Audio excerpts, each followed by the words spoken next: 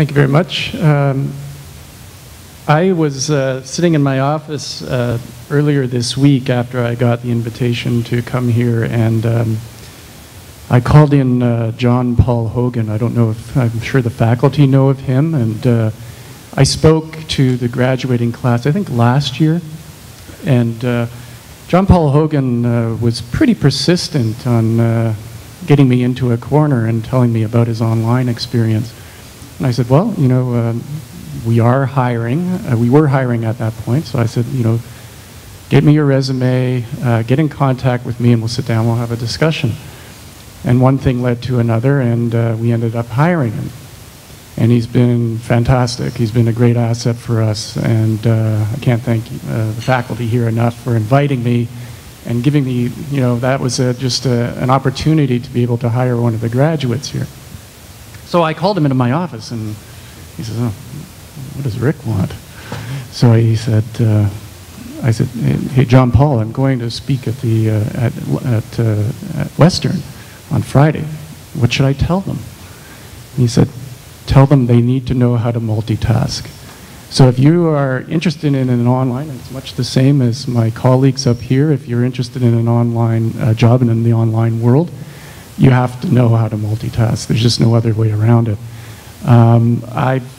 You know, in the early days, well, maybe I'll back up a little bit. I started my career in newspapers. I had a 15 years experience in print journalism, and I just happened to accidentally get into online. I started at America Online, the Canadian office, in 1997.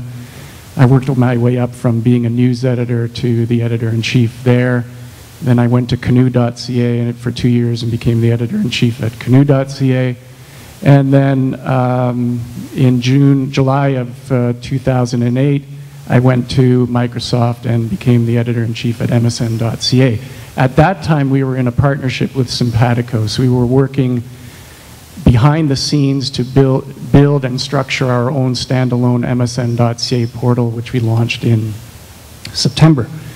And we were building this portal from scratch while we were working with, still doing our day jobs with Simpatico, our partnership with Simpatico. We launched in September. We hired a bunch of people. The challenge was that I only have 5 full-time staff, but I have about 10 people on contract. So a lot of the jobs now are contract jobs, but they essentially do the same work as the full-time staff. And now, you know, in the early days at AOL, when I was working there and people would come in for interviews, I would warn them, if you really are interested, passionate about writing each day, this is probably not the role for you. Because we are essentially, at that time, we were aggregators of content. So we would get content from, you know, the Globe and Mail, CBC, Canadian Press, Rogers, Transcon, and the editors would curate that content. It's changed a bit now. The editors are expected to still curate content, but there are a lot of opportunities to create original content, to blog, to write columns.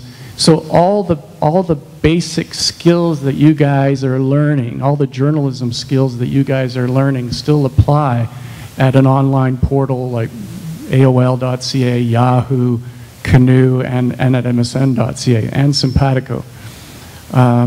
It's a very competitive environment. I mean, my guys, from the most junior editor to the most senior editor, are looking at the metrics every hour. We have a tracking system called Omniture that helps to track our story page views, unique visitors, clicks to the home page, and we're looking at that all day long because we have certain benchmarks that we need to hit in order to be successful. So really it's about generating page views equals impressions equals revenue. And that's where we come in. I mean, we're generating the page views that helps generate the revenue. Now, there are challenges with that, of course, and I don't want to take up too much time because I want to leave time for questions for all of us. But there's challenges around the struggle or the day-to-day fight to create page views and what that does to the impact of the quality of the content. Because my news team, early on when we were launched our portal in September, they had a certain perception about what the reader should have on the site, or what the reader what we should be putting on the site for our readers. And a lot of it was dry political stories, very important stories, mind you, international stories, but they were not driving the page views. So we had to shift our focus a little bit to get more of the balance between the international stories, the political stories, and the human interest stories, which help to drive the page views. Because at the end of the day, every editor is measured on the page views, transfers to search, video streams. Those are our three main metrics. So coming into an online world, you'd have to be prepared to be measured and judged on those types of metrics. That's just the way it is. Because if we don't generate revenue, then the reality is that the higher ups will say, well, you know, you're not generating enough revenue. We're not going to be able to provide you with enough resources in the future. And then you start getting in a situation where you're cutting back on staff, and we don't want to do that right now. So I'll just leave it at that, and then we'll just take questions and go from there.